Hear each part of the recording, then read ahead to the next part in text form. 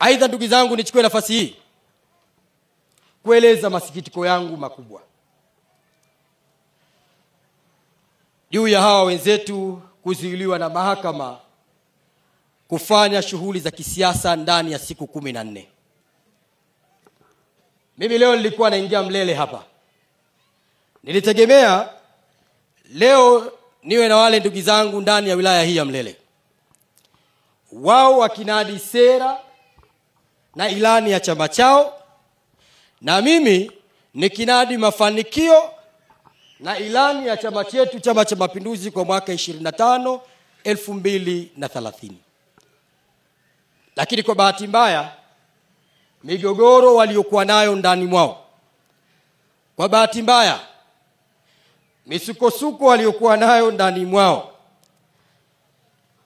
leo imewapelekea mpaka kuzuiwa kwa muda wa siku 14 wasifanye shughuli yoyote ya kisiasa.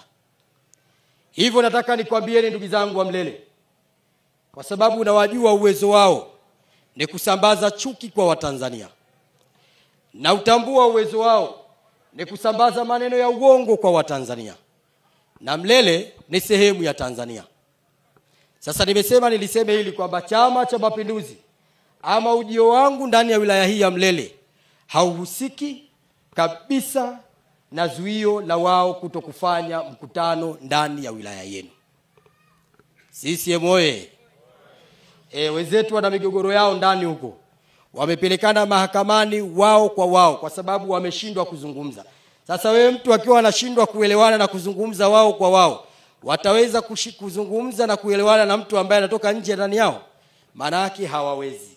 Sasa wamechukuana, wamepelekana mahakamani, na mahakama imewaamuru ama imewaelekeza kutokufanya shughuli yoyote ya kisiasa ndani ya siku 14. CCM hatuhusiki na msiba huo.